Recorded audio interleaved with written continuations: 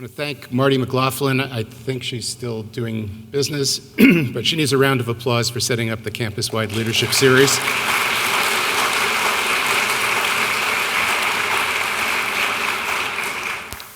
And then personally, I thank the Office of Academic Affairs and all the folks up there who've helped as being ushers and helping out with the program. And then most importantly, University of Kansas Hospital, the School of Nursing, the School of Health Professions, the School of Medicine, and the Office of Academic Affairs for sponsoring the campus-wide leadership series that I think provides some really nice benefit in terms of leadership. Okay, today we've waited for this for quite a while. Two speakers. So first, do it alphabetical order. Joseph Christopher Carter is a former professional baseball player who grew up in Oklahoma with 10 siblings, but has called Kansas City his home for many years. Joe and his wife, Diana, have 3 children. Some things from Joe's career. He was named the Sporting News magazine's College Player of the Year in 1981 at Wichita State University. He played in Major League Baseball as an outfielder and first baseman from 83 to 98. In addition, and most importantly, I think, he believes in giving back. He hosts the annual Joe Carter Classic golf tournament for the Children's Aid Foundation, Canada's leading national charity dedicated to improving the lives of children and youth in the child welfare system.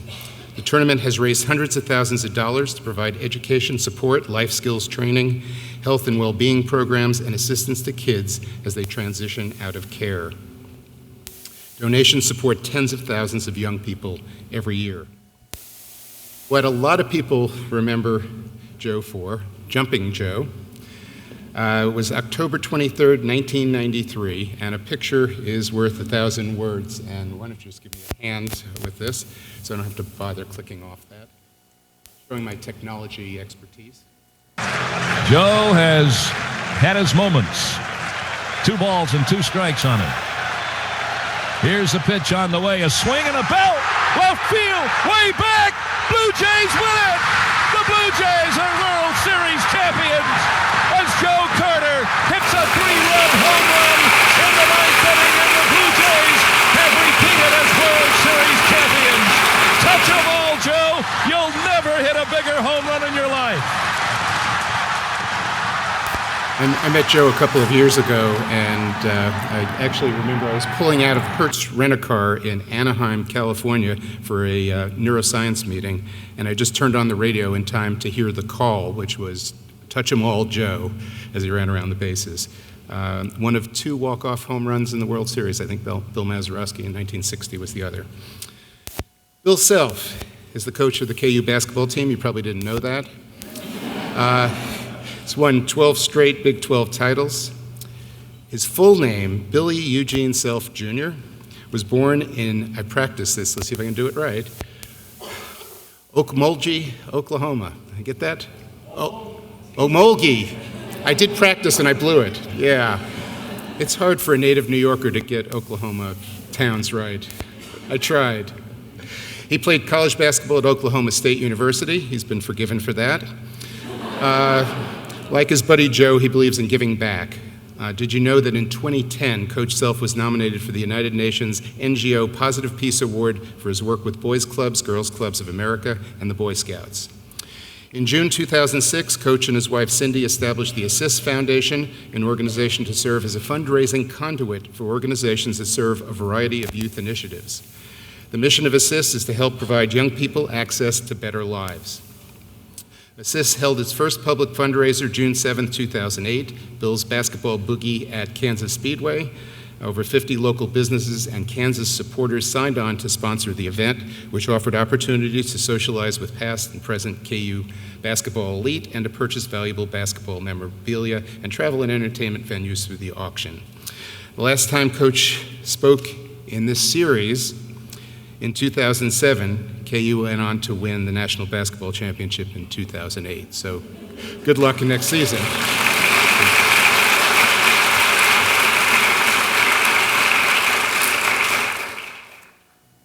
I like this segment because I think it's a good segue into leadership. For the ride. Because as a coach, this is a coach's dream. And I don't think any staff's had more fun than what we've had coaching you guys. You guys have had An unbelievable year. The winningest team in Kansas basketball history. Think about that. You are the winningest team in Kansas basketball history. Nobody can ever take that from you. Nobody. So if they can't take that from you, basically, we got nothing to lose tonight. Nothing. But we got so much to gain. We got so much to gain. And the reason I feel so confident about us winning is because we don't have to change one bit who we are. For 39 games, you displayed how hard you're going to play. You displayed how you're going to guard. You displayed how you're going to rebound. And you displayed how we're going to steal extra possessions. All we got to do is be ourselves. Okay? Go have fun. You can ask Danny about this. Every day, most every day, if not every day, for the rest of your life, you will be reminded or think of this night. And I want to thank you in advance right now for the great memories it's going to be. Let's go have some fun. Come on. Danny,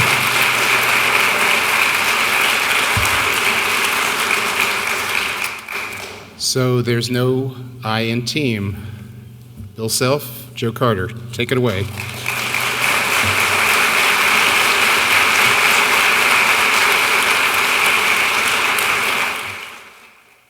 All right, is my mic on? Testing 1, 2. It's green.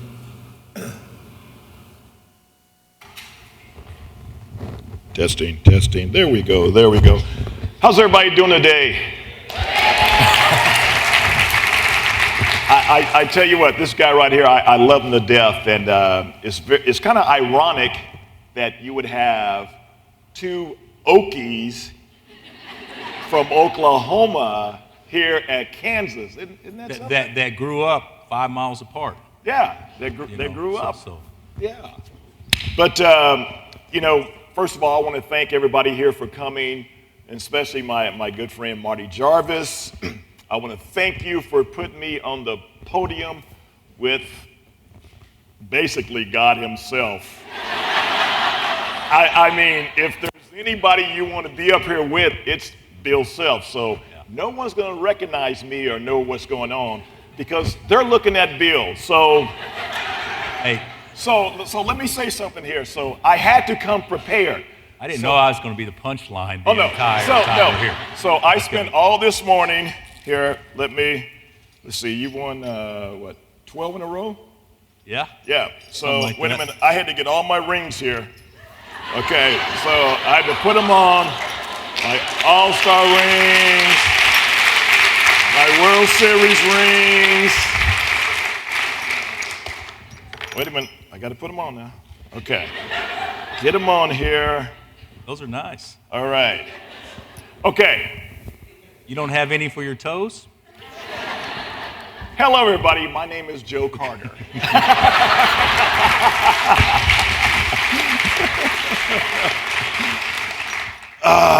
As you can see, we're about having a lot of fun. And to me, that's what life is about. It's about having fun and having a passion for what you want to do. I grew up in Oklahoma City, one of 11 kids in my family, 6 girls, 5 boys. And I was born after 5 girls in a row. It had its advantages because, one, I didn't have to wear hand-me-downs, okay? But it taught me a lot about being a leader because I had 2 younger brothers. And so as I pursued my baseball career, I had to lead my younger brothers. And like any of you all that have young brothers, you definitely abuse them, correct?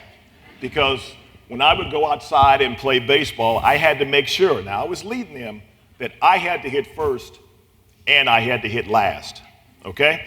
That was the rule. And I remember that we had pear trees in the back of my yard. And with 11 kids, we had to have a pretty big yard. And I would go out there and I would hit baseballs. I would hit the pears off the tree every single day. And then one day, my father got really upset with me. He says, if you do that again, I'm going to whoop your behind. See, back then, we got whoopings.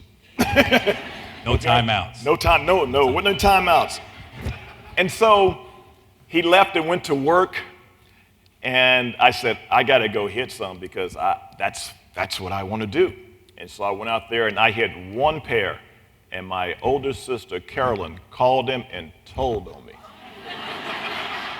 And my father, being the proud parent that he was, he says, when I get home, your butt is mine. And so I go inside, I'm mad at my sister, I'm mad at everybody, I'm saying, I'm gonna get a whooping. And so I started to think, and what do you think I did? I said, look, if I'm gonna get a whooping for hitting one pair, I may as well get a whooping for hitting all the pairs. So I went back outside and I started hitting some more because back then I could only get one whooping. So that's what I did. But that's what I love to do. And that was sort of my intro as to what drove me to be a professional baseball player. At age 7, as I sat in front of our Little League banquet, we had a guest speaker, and there was 700 kids in there. And they said, he told us, if one of you guys makes it to be a professional baseball player, you guys are lucky because the odds are against you.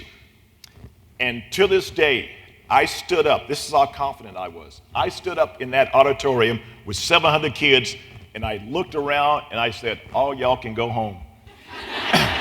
Because it's going to be me. At 7 years old, true story, but that's what I believed. And working in my father's gas station taught me a lot of leadership skills. It taught me how to be responsible. At 9 years old, I was parking cars. I kept his books, at a gas station. So I did all that responsibility. But one thing I was very proud of is going back and in high school, I know Bill was a great athlete at Edmond. What school was that in Edmond? Edmond. There was only one Edmond. There was only one there. Now there's about 8. And I went to a smaller school, Oklahoma City, Millwood. And winning 2 championships in basketball.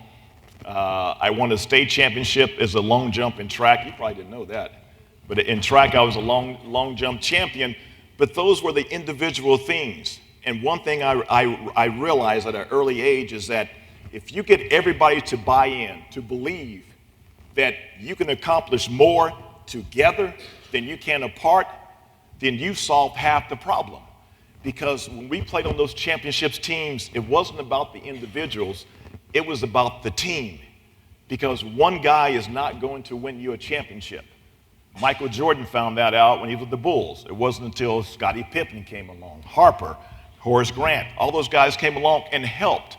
You need to have everybody collectively pulling for the same thing. And that's what we did in baseball.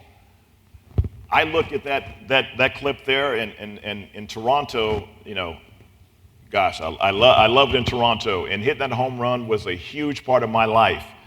But what I was more proud of was that it wasn't me, we did it as a team.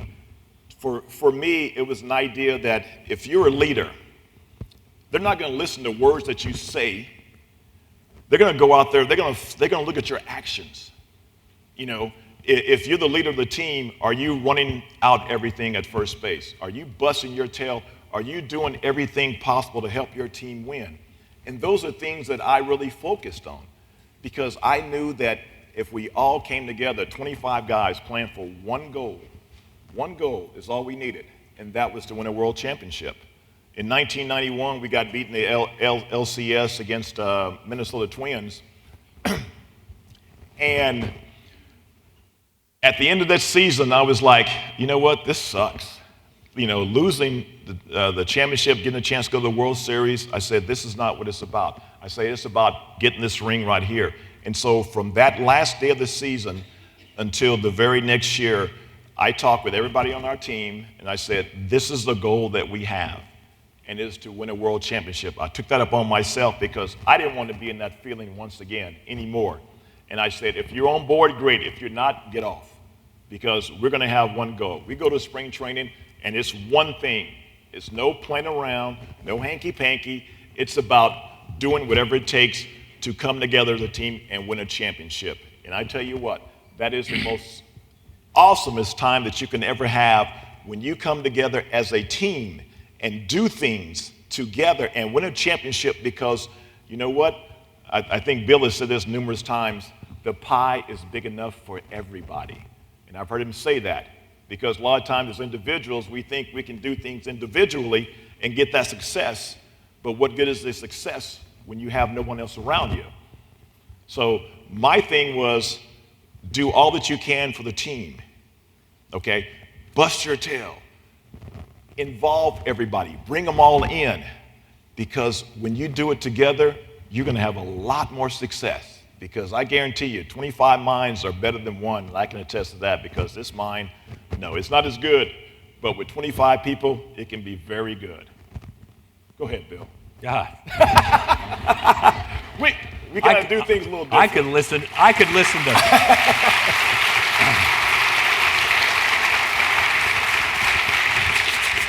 I'm sure you guys agree. Could you listen to Joe all day?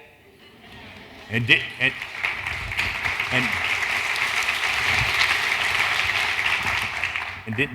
you think you were going to? I mean, geez. Wow. So, no. Save the best for last. Hey, Joe and I have been buddies for a while. Knew each other. He grew up in Millwood, which is a part of basically the very northern part of Oklahoma City, and I grew up in Edmond, which is just literally, I guess as far as city lines, 3 miles apart, 4 miles apart. So I lived on the very southern tip of our town. He lived on the rich side. I was on the poor side. No. That was not. Trust me, that was not true. But I still don't understand how you're driving cars at age 9. I was parking cars at age 9. But Joe was he was an exceptional athlete. He's obviously a couple years older. But I think you finished up in 79, didn't you, Joe? 78. Oh, a lot older. When did you finish up? 81, Joe. 81. Okay. So, all right. So Joe's about 55 or 56, and I'm a lot younger than that. But Joe, Millwood High School had the best athletic program, but it wasn't a big school. It was probably 3A or 2A back when Joe was in school, and the largest classification was probably 4A or 5A. And they played in the hardest league. Millwood played in the hardest basketball league with Southeast, Star Spencer. Those won't ring a bell to anybody, but they had real guys every single day. And it was always amazing with his teams is that, I don't know what you went, Joe, but I bet you had probably the most average record going into the playoffs every year. My last year, the senior year, we went into the playoffs. We were 9-11. 9-11. And they go win the state. And they go win the state because they've been playing hard-rocking dudes every game, and it prepared them for them. But he was don't let him sell himself short at all, which obviously he did when he's talking about the triple jump and everything else. But he was an exceptional, big-time athlete. I think Joe could have, if I'm not mistaken, could have gone to OU to play football as well. Yeah, Is that right? I was recruited there, yeah, but Barry Switzer said I couldn't play baseball, and I'm like, think about it. A guy can go play football. And then he goes to Wichita State to play baseball. And, of course, I wasn't the national. There you go. Wait. Okay. Enough of the shocker bullshit, okay? We won't go, but you know what? This is how much. Hey, Joe, you had your time. Seriously. No, because I want to share something because, I went to Wichita State, but Bill will tell you, I've been to the last, since you got here.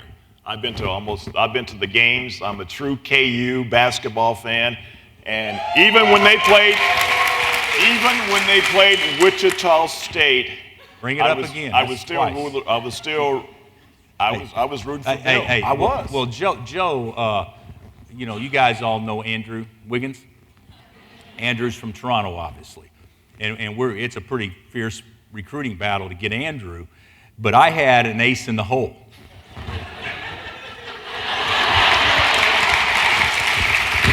True deal.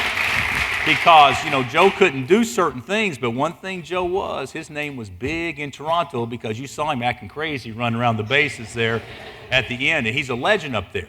And so Joe was actually in the office, if I'm not mistaken, Joe, and I call the Wiggins, and I get Grandma on the phone, and we start talking, and find out, she's a big baseball fan. I knew that going in, and I'm talking about all this. And I said, hey, wait, just Joe, I'll be right there. And I said, hey, you won't believe Joe Carter's in my office. Joe Carter is in your office? So Joe played a role in making that happen. So we all appreciate that very much. But my story's not near as exciting as Joe's. I was born in Okmulgee, something like that. I was raised in Oklahoma City for the most part, and was an average athlete. Tried to play everything, and then as a high school athlete, I guess I was a good athlete, and had a chance to go to Oklahoma State and played at Oklahoma State for 4 years, and had a great experience. But unlike Joe, he knew that he was going to be a professional athlete. I knew after playing in college for 4 years that I needed to definitely focus in a totally different direction. So I got my degree in business, but I fixed it where I couldn't be a high school coach because that's what my dad was and my mom was a school teacher.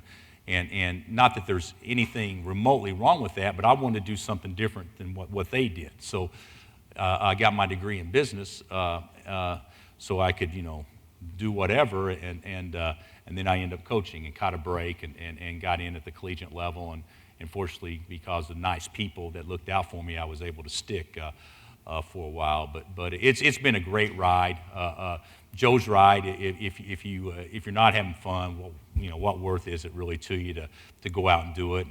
And I haven't worked for 30 years. I've been doing this for 30 years now, and it's like a hobby more so than a job. And I get to stay young, at least somewhat young, because I get to deal with young people every day with different challenges. And the millennials are definitely a different challenge than what way it was when Joe and I grew up. And certainly it has its moments, but it's been nothing but positive and fun, and we've had a chance to win at a relatively high level, no, I mean it seriously. I mean, Joe's right. You get close and you don't win it, all it does is just piss you off. And we've been in a situation where that's happened to us, obviously, multiple times. But the great thing that I take great pride in, and I talk to my team all the time about this, is I love being in the game. I'd much rather be in the game than not in the game. You're in the game enough, you're going to catch a break sometime. Something's going to happen, and you'll be the one to be the last one standing. And Joe's done it, and it's unbelievable to me. Baseball to me is the ultimate team sport because if you played it growing up, which I did, you kind of get a somewhat of an understanding. You got to have guys on your team that totally give themselves up. So if you're not the 3 or 4 or 5 hitter, you got to be able to hit behind the runner when there's a runner on first and you're down 1 run with less than 1 out. In that right in late innings. I mean, but you would never ask probably Joe to do that much, or you'd never ask Barry Bonds to do that much. But because their role is different, but you'd ask the everyday guys, and that's what's so exciting about Kansas City to me, is those guys have gone through some bad times. I mean, those guys have stunk.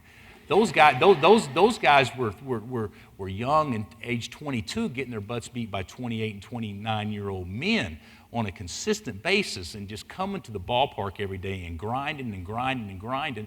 And to me, what is the most cool thing about Kansas City winning it is they're winning it with the same guys they brought up through their farm system. That's what's the most cool thing, because we've been able to see these guys grow up right before our very eyes. And that's why I take great pride with our team is, 1 and dones are great, 2 and dones are great, but the ones I really take the most pride in are the ones that have really invested in your program and been there the longest, and you get to see those guys grow up right before your very eyes and see how they mature and develop. I think from a leadership standpoint, I mean this seriously. When we talk about Kansas, I don't think you're going to hear our players or me ever say I. I think we talk about that. It's always we. I mean, people say, well, you recruited this guy, and the answer is, no, I didn't recruit anybody. We did. Or players always usually deflect to make sure they give others credit when there's successes, and usually take all the blame when there's failure on their back. I think that's what teammates do, and I think that's what leadership creates. And you know, the pie is big enough for everybody if you're successful enough, and I'm a big believer in that, and it's awful cool, and you guys are all involved in an unbelievable place here. I mean, this is great, and it continues, if I'm not mistaken, it just continues to grow and get better and better, and reputation's improving all the time, and you're obviously working at one of the elite hospitals in America that there is, and I can attest to that, because I've been here. Yeah, Joe's been here. Yeah,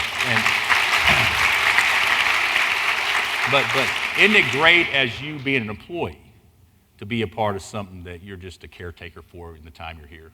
I mean, this place is going to go on for, you know, the rest of the time, you know, after you're long gone, and you get a chance to leave as part of the legacy or as part of the history and the tradition that this place exudes, and that's the same thing that we see it at Kansas. All we are is just caretakers for what we feel is like the most historic and tradition-rich program that there is, and so it's fun to be a part of that, and it's exciting to try to lead individuals to understand that by the time that they've been there a little while, that they know they're just a small cog in the wheel as opposed to the guy, and because we recruit them as the guys.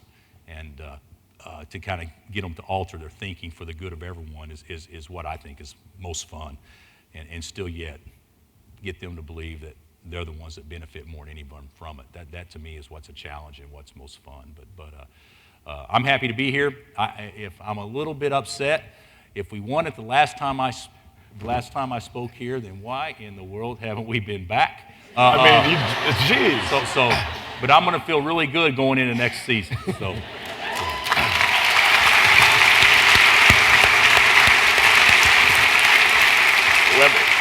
We got to make it a point to just bring you back every year. So that's what it has to be. Yeah, that's fine. I would do it. So. I know one thing that the coach said on the screen up there when he was giving the talk, and he was correct, because, you know, I hit the home run in 1993, which is 23 years ago. I go to Toronto every time I go there, and I always tell them, I said, you know what, I've been milking this home run for 23 years. You know, they buy you dinner. I don't drink, so that's, you know, but if I did, they would buy me drinks too. But they open their arms because they always remember. And he was right. That 2018, I mean, I hit a home run, but how many of you are going to remember Mario hitting that three-pointer? You know? And just like everyone tells me where they were when I hit the home run, I can tell you exactly where I was when Mario hit that shot. I was on my way to Augusta National to watch the Masters, but I'd stayed in Atlanta in the hotel room, and I'm sitting there like, come on, we got to do it. And I'm sitting there, he hits the shot, and I mean, you thought that the world had ended or something, because I was making all the noise, because that's how much of a fan I am. And he is correct when he says that, you know, they will always be remembered for that. Yeah. Not just Mario, though. It changed Darnell Jackson's life. It changed Matt Kleiman's life. It changed Connor Tehan's life. Regardless of who was on the team and how much they played, it changed their lives forever. And so that's what makes it cool. I'll tell you, is anybody here a Springsteen fan? Okay, I am. I'm a Springsteen fan. So Springsteen did his concert from Anaheim that night in April, the night we won it. And of course, I know it's common for entertainers to come out late, but he came out late because he wanted to watch overtime, and he started his whole deal. What did he say? He started his concert. First thing he said out of his mouth was "Rock Chalk Jayhawk National Champs." So I knew somebody that knew somebody in his band. And this happens when you get lucky and you win. Joe's done the same thing. So I knew somebody. So I sent him a note and said, "Hey, give this to Bruce, like we're boys." And so he sent me back as memento his handwritten set list that he played that night. and then I got that framed up on my wall. So I thought that was pretty cool. So if you like Springsteen, I like how he just throw names around like that. Yeah, me and Bruce, we go way back. well, yeah. Are we supposed to open it up for questions? Yeah. I mean, we got a lot of time here, so if anybody have any questions? You can yell it out. We'll repeat it. I know this. I know this. In the guy back. here. In the back. Mr. Jarvis here.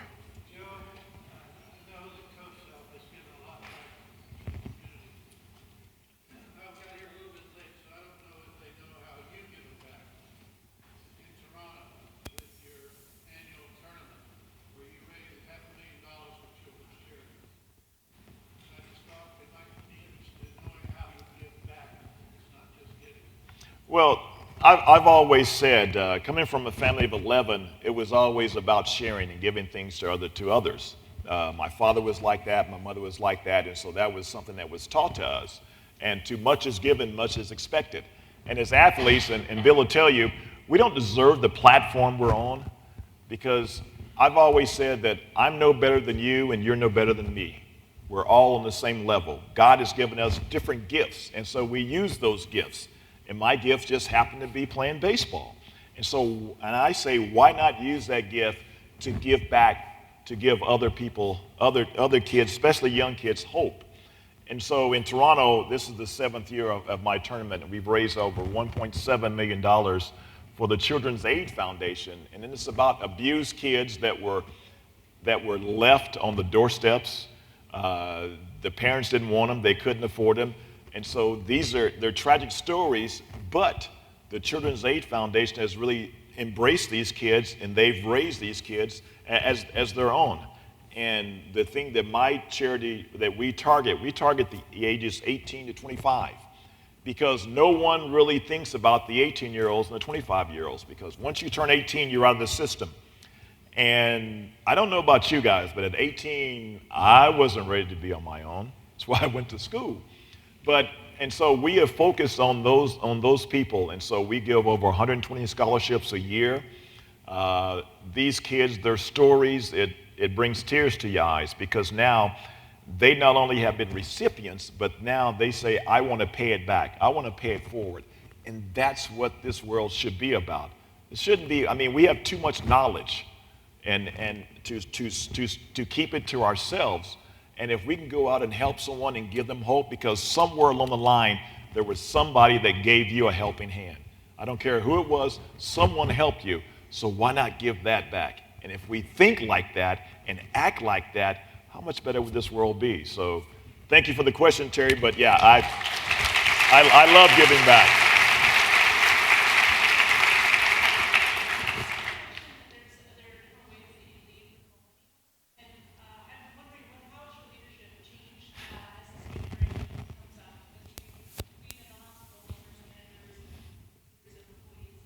Here you go. You want to text them? Yeah.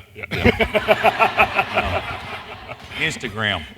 So Snapchat. I would say, I used to take it personal. First of all, if I was asking a young person to do something and they continually did not do it, I thought they were basically telling me that they weren't going to listen, didn't care about me, and basically being belligerent. And I took it personal. And the way that I think that first of all, I had to learn it's not personal. I did the same thing when I was a kid. So it's not personal. It's just how do we reach them? And sometimes a different voice reaches them better than what mine does, those sorts of things. But I think when I first got into it, and it's been 30 years, and the coaches that I worked for, I think there was so much respect / fear that I think that you never really had to explain why. You just told them what to do, and they would do it. I think now you can still tell them what you expect, but I think there's a strategy behind it to understand that if they kind of thought it was good for them, and you explained why it was good for them to do it this way, then they would be much more apt to listen and try to carry out the assignment. I'm not a big guy. Joe's been around. I'm pretty matter of fact in a lot of ways, but there's a lot more play in me than what there used to be. I also think it's not the kids' faults. I mean, if you look at the kids that we coach, the vast majority will be, having grown up post 9/11. And you think about what's happened post 9/11 and everything since then. I mean, we used to encourage our kids, and I know Joe and I were the same way. Hey, get out, go play in the street, go do this, go do that. And now, hey, whatever you do, don't get in the street. Or who rides their bike anymore? We want to nurture them, we want to protect them, we want to hold them close, we want to make sure nothing bad happens, because I think our attitudes have changed a little bit because we know it's not as safe a place as what it used to be. And the kids obviously feel that too. The kids are, I don't know if they're spoiled. I'm not saying that, because I think deep down they all yearn for hard work, they all yearn for discipline, they all want that. But I think there is a different approach that has to be used now, and you have to kind of understand it. And I'm not great at understanding. I'm probably about as old school as most are, but I'm not to the point like I used to be. I really think that you have to, it's okay to be demanding, but just tell them why you're being demanding as opposed to the dictator stuff. I don't think that works anymore. I don't have a question, but I just want to tell Bill Self, thank you for donating all the stuff that you donated to Alonzo Jameson. Okay. How's Alonzo doing? I haven't talked. He's. So now there's a kid at your basketball camp because of your. Yeah. Thank you. Oh, you're welcome. You're welcome.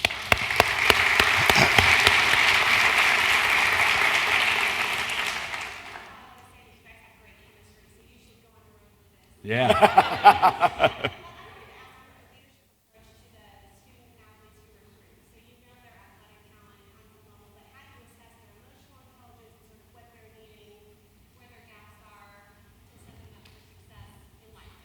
Well, I think that, through recruiting, you figure a lot out about them through recruiting. So when you get them on campus, that's not the first time that you would know a little bit. And through relationships with parents or guardians or grandparents or whatnot, you'll have a feel for what needs are and what to look out for. And most of the kids are a little bit different. Most of the kids that we recruit, most of them are very confident alpha male types. They think that they're the best at whatever they do. And then it's what you got to wonder, I like that, but what you got to worry about, as soon as they get there, they realize they're just one of many. And so that to me is the letdown of, I'm this big stud and I can't even get off the bench. And then of course being away from home and you look at athletes and you look at, like, we got a young man right now, he's 6'11", he's lost 8 pounds since he's been there, so he's down to 293, okay? He's a monster. He's going to be the best big guy that we've had. He's going to be great, and he just turned 16 years old. So he's in an environment now where some of his teammates are 6 years older than him. So their interest in thinking is a little bit different than a 16-year-old. So part of the deal is how do we kind of bring him along, and how do we educate the other guys how to be around him, things like that. But I do think that everybody's different. I do think you coach kids differently. I think you can be demanding from everybody, but there's some that you can be demanding and they don't need to post attention. There's some that do need post attention. There's also a lot of kids that need to be in your office every day, and there's some that you don't need to see. Whether it be, from a rooming standpoint, we'll put an older guy with a younger guy. We'll put a responsible guy with an irresponsible guy. We'll put a guy with a car with a guy without a car. I mean, there's things that go into it that to give them the best chance. But I think the biggest thing is, we got a rule: you got to come see me every day. Every day, out of season, you got to come see me. And if I'm not there, that means that another coach will be there. So at least you're getting to know them and understanding them outside the realm of basketball, where they know there's more to it than that. So, go ahead. Do you have any tidbits or any, I'm sure you have a lot of knowledge on this, but as far as, how do you translate disappointment into success from people who, I know losing is, you have to understand loss to understand winning. So in yourself in 91, You know, you guys have been disappointed by going to the, losing to the Twins. Go ahead, Self, Joe. you've had a couple of years as well. Yeah. I mean, losing builds character. Do I like to lose? No, I don't like to lose, but there is a way that it's not like you're accepting it, but you're saying you're going to learn from it. And so what I learned from it in '91, I remember once we clinched the division and we're in the playoffs, I was like, first time I'd ever been to playoffs as far as in the big leagues. And I was happy. I was ecstatic. I'm like, this is great.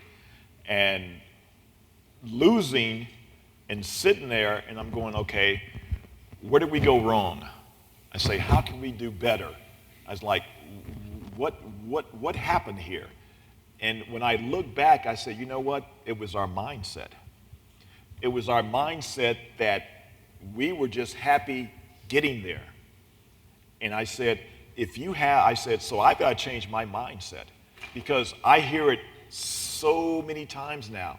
And you can watch professional football players, you can watch basketball players, anything. And especially with football, they say, our goal is to get to the Super Bowl. They say, oh, we're going to get to the Super Bowl. And I said, you know what? Forget about getting to the Super Bowl. I said, I want to win the Super Bowl.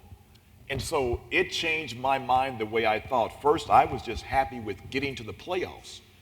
And when you're happy with that, then to me, that was as far as I was going to go.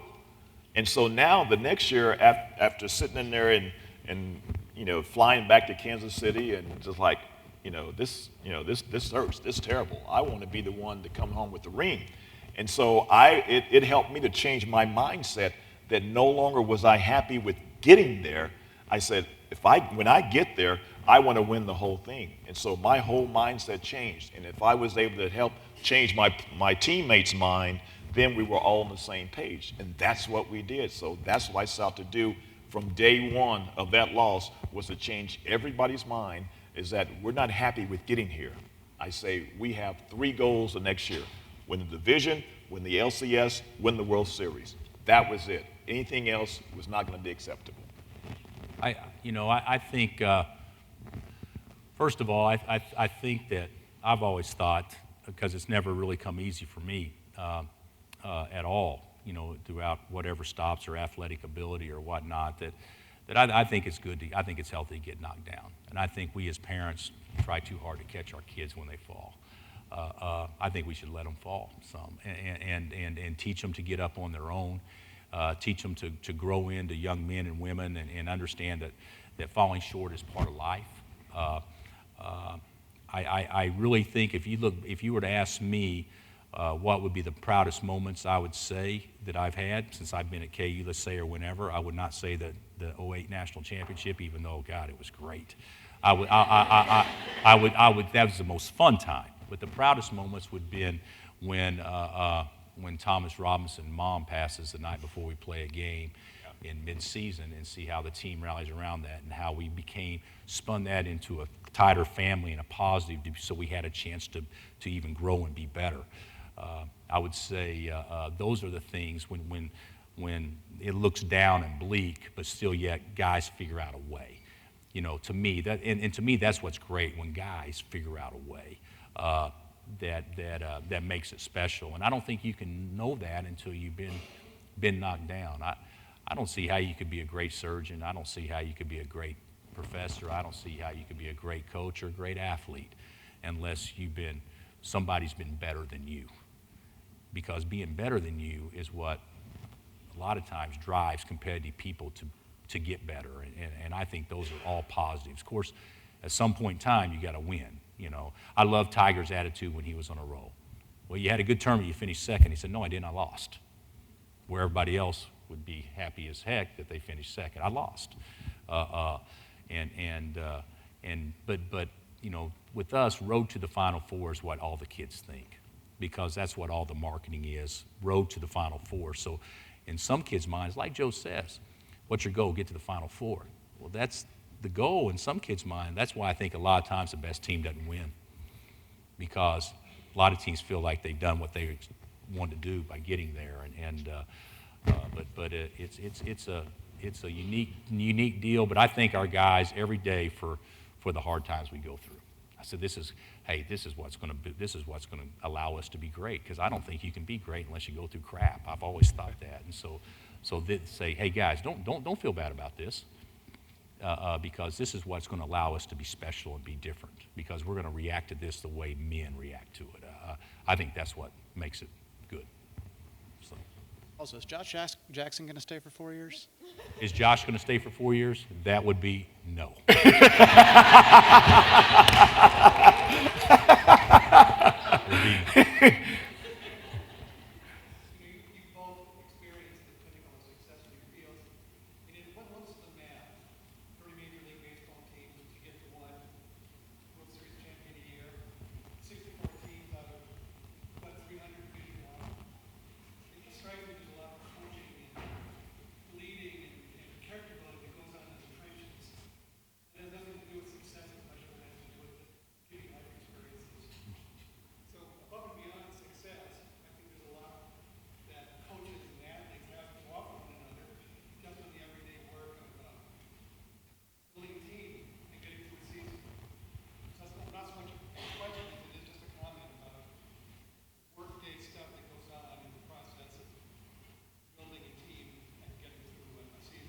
Well, you get a chance when you're playing sports, you get a chance to see how everybody does things differently, how they prepare themselves before a ball game.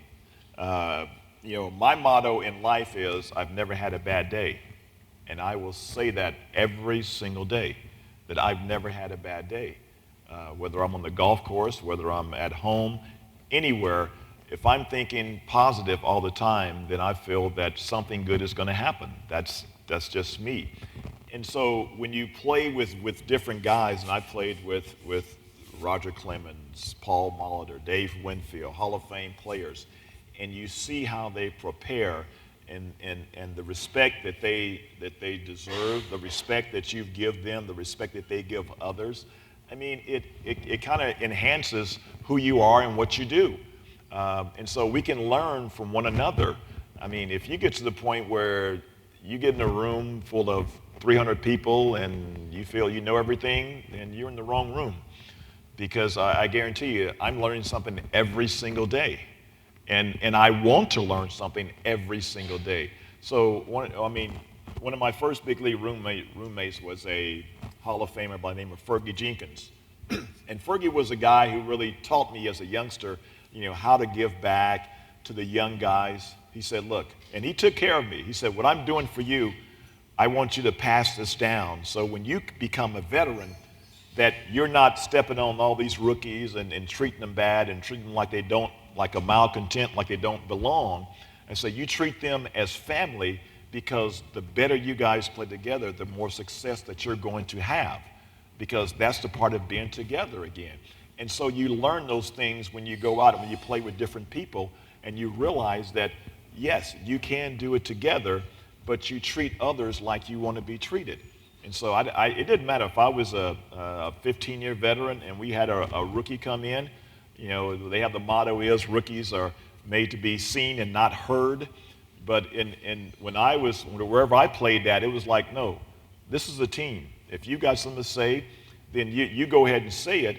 If I'm not holding my own, if I'm not, hustling, busting my tail, doing the little things that I need to do, then I want you to approach me and let me know that, because that creates responsibility. And I have a responsibility to my teammates to play as hard as I can every single day, because I took the attitude is every single day I put that uniform on, there were probably about 300 million kids out there playing baseball that would love to change positions with me.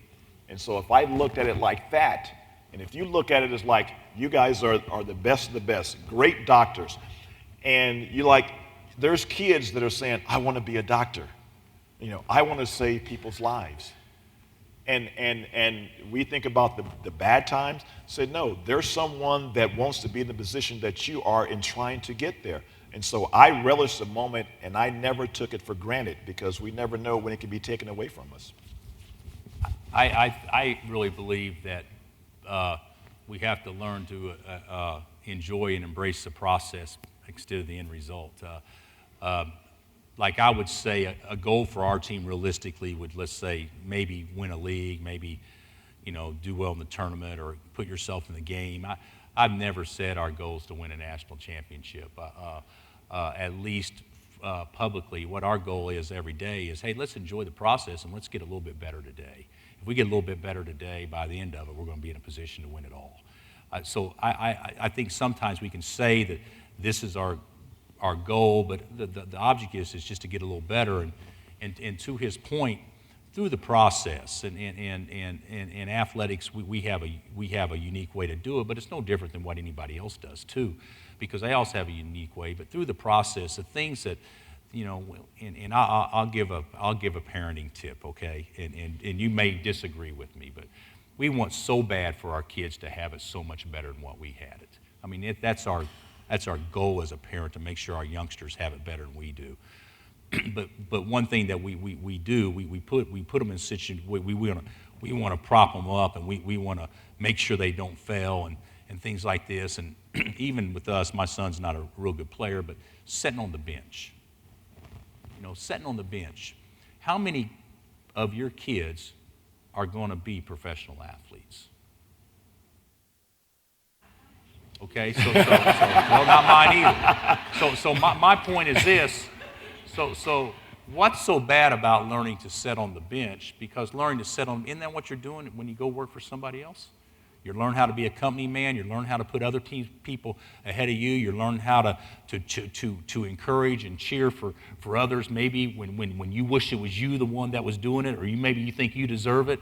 I mean, aren't there life lessons to be taught through that? And of course, also the dedication, the discipline, the hard work, the sacrifice, being a good teammate. We hear that coach speak all the time. Being a good teammate. I tell you what, I don't know if there's anything more important or a better compliment you can give to an athlete, saying, you know what, he was a good teammate. Yeah. Everybody respects him because he is a good teammate. Much to many of you surprise, probably the best teammate we've had hundreds of them. Maybe the best teammate we've had since I've been at Kansas was Brandon Rush. And many people, maybe including you or your parents or somebody, thought, why would they recruit that bad kid? Can't pass, terrible student, gets kicked out of 3 high schools. Why would they recruit him? And he's maybe the best kid that we've ever had in our program. And that is something else that I think is so unique through coaching is if there's a criminal background, if there's something going on that's been obvious where there's been a pattern of real problems.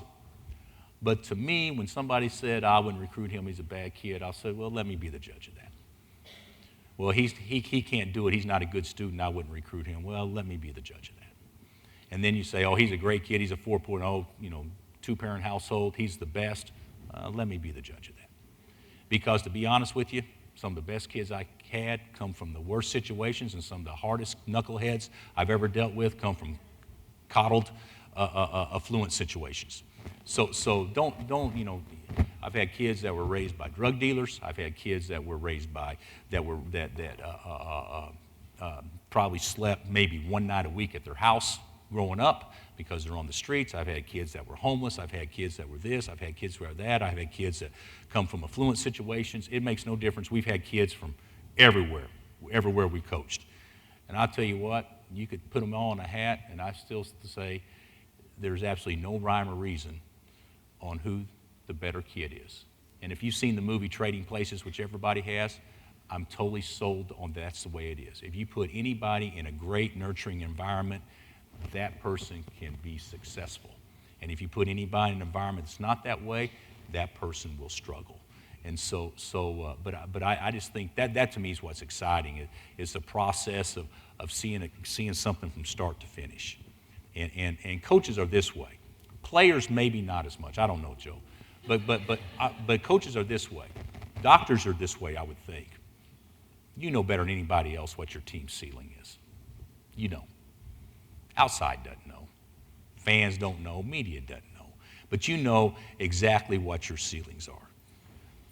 From a coach's perspective, our ceiling is this, but we're not going to let anybody know because we're playing 2 guys that are so damn tough they're playing with both with torn meniscus. They're not going to get finished till the season's over, so they can't even practice during the week.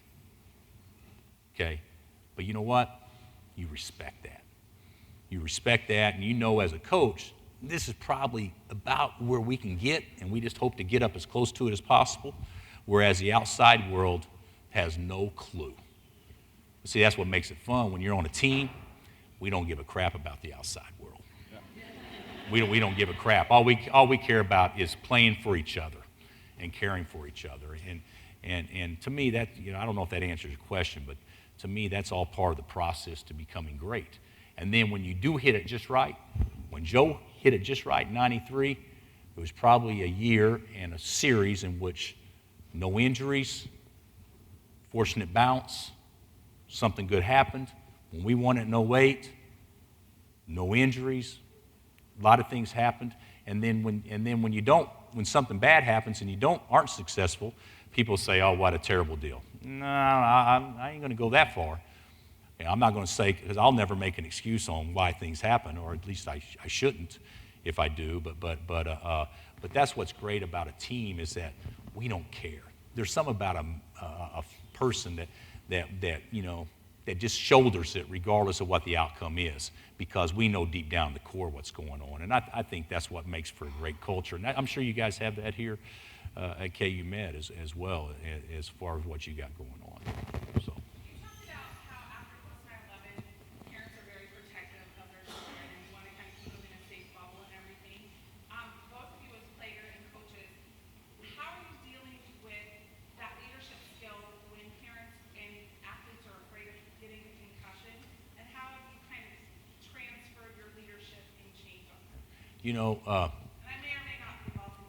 No. Well, we've actually had a couple of kids lose their career. I've had 3 lose their career because of concussions, and so I do think that there is awareness, and of course the concussion protocol today is so different than what it was 10 or 15 years ago. I mean, it's a lot of times people had concussions and they just, you just got a headache, give them, whatever. I mean, there's people, now the protocol is such with our trainers and our doctors that nobody's ever going to be put in jeopardy, obviously, to try to win a game. That's not going to happen. But you know what?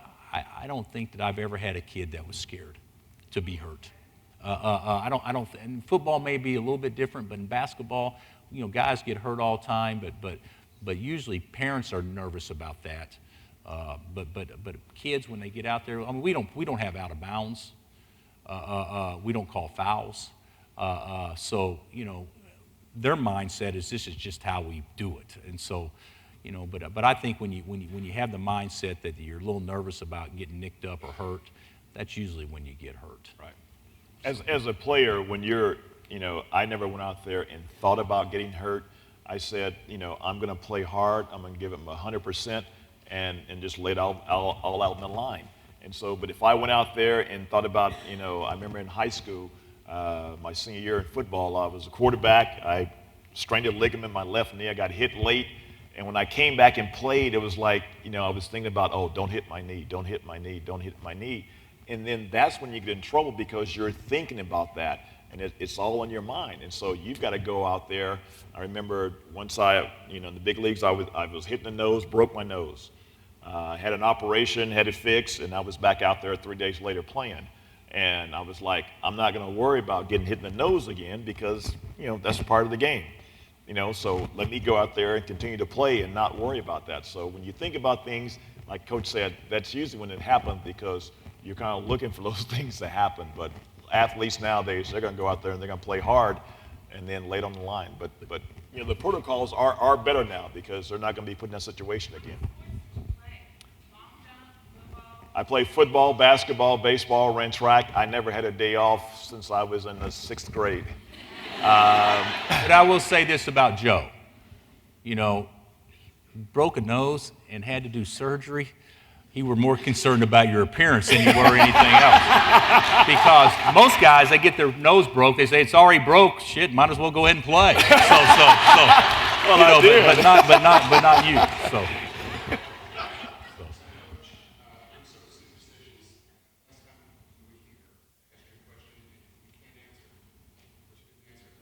Okay.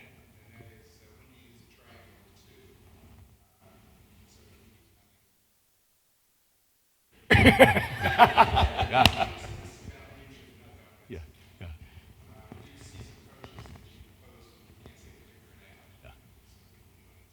Yeah.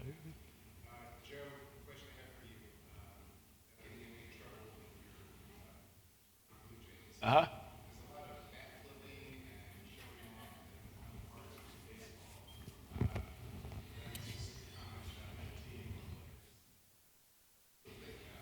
Well, you're talking about Jose Bautista, yes. You know, there's a rule in baseball, and there's a rule in all sports. As a player, respect the game. Okay? Act like you've been there. But in the playoffs, all bets are off. Because, I mean, there's excitement because you're talking about with Toronto, they hadn't been there in 23 years. I know that because the last time was when I was there in 1993. And so the excitement that happened there in baseball with Jose, you know, the seventh inning, they had all these things happen. And then to hit a 3-run homer to put his team ahead. Oh, I mean, that's excitement.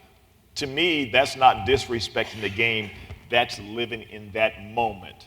Now, had it been during the regular season, in game 1, 2, or 3 of the season, then it's a different story. And I think you can realize what has happened with the Royals last year. If you go back to last year, at the beginning of the season, they got into a lot of brawls, a lot of fights. Why was that? Because they were still playing the season as if it was the playoffs. And it was in April, and you got all the excitement, the high fives and everything, and it's like, yeah, yeah, yeah. It's like, dudes, it's game 2 of the season. You got 160 more games. You know, chill. You know, we can see game, you know, in the playoffs, but not during the season. And so they were kind of going against the grain and disrespecting the game.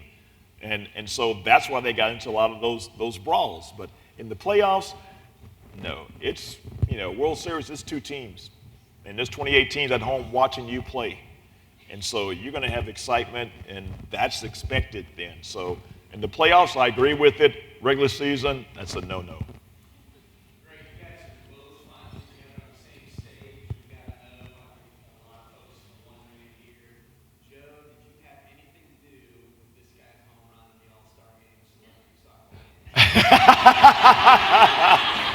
Well, We've talked a lot about Joe's heroics. Let's throw it this way just a little bit.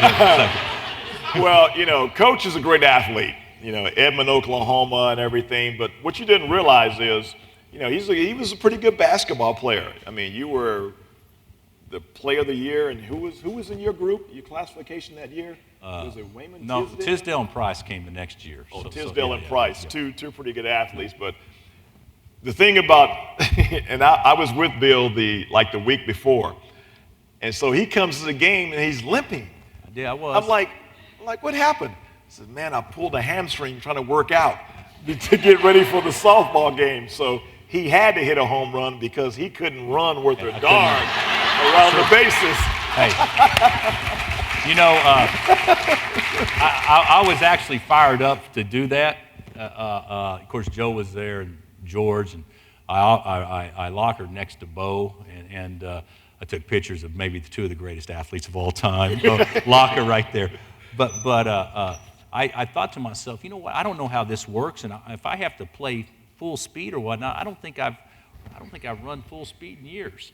So I went. I mean, full speed. I mean, so I went down on my treadmill, and I turned it up as fast as I could, where it's like a 4-minute mile. And I was running on it. I knew I didn't have to run a long ways, but I was running on it, and it threw me off the treadmill, and I pulled my hamstring. So I had to get treatment 3 days. 3 days, just so, I mean, it was black. I mean, all the way. I had to get treatment 3 days. And so, I'll tell you, you guys got time for one more story? Okay. Does anybody watch that show, Glee?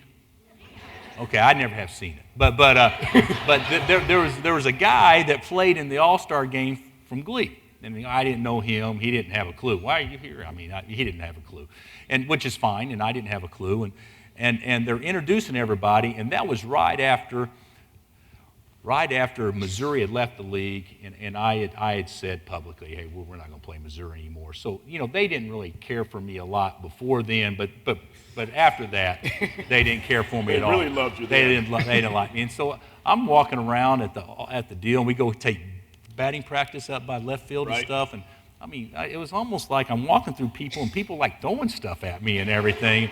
And so I go down there, and I'm sitting, they set us next to, in our seats, in the hitting order of the lineup order, and then they're going to introduce us, and in that order. And Joe's getting out there, yay. George is getting out there, yay. And I said, hey, just so you know, dude, and I know who he was. I said, I'll get the loudest ovation of anybody. He said, why? I said, just watch. I'll get the loudest ovation of anybody, and it won't be positive. It'll be all boos. and he said, no, I played in a lot of these. There's never been anybody ever booed. And so they introduced me, and it was a proud moment for me. It was a loud ovation. Some cheering, but mainly just boo, all this stuff. And then they introduced him, and he walked up right by me, and he said, who the hell are you? But that was actually that was a huge thrill for me if you grew up loving baseball, to hang out with Joe and Ozzie and Steve Garvey and all Raleigh Fingers, and that was big time. Yeah. Yeah, exactly. Yes, exactly. Yeah, he was in the home run derby, right? Right. Yeah, that was the day. I went all 3 days. That was the night before, I think. If I'm not, wasn't that the first night? The home run derby. Was that the night before or whatever? But yeah, he got booed pretty good too. So. Okay. This one is. Good. So I know, Joe, you're heading to Toronto for your charity golf tournament? Yes, I'll be doing that next week. I was just there yesterday, so I got back in town last night, come back for this, and be heading back out there next Monday. And in fact, I work for the Arizona Diamondbacks as a special assistant to the GM, and my golf tournament is in Toronto, and we're playing the Diamondbacks. So I'm going to be there, but people are like, who are you going to root for? I'm like, the Blue Jays don't sign my check anymore. And I know, Coach Self, you've got basketball camp Got going, camps, yeah. and I hope your annual review went pretty well Yeah, today. I hope so. Yeah, Let's have we're going to keep him one more year at KU. Okay.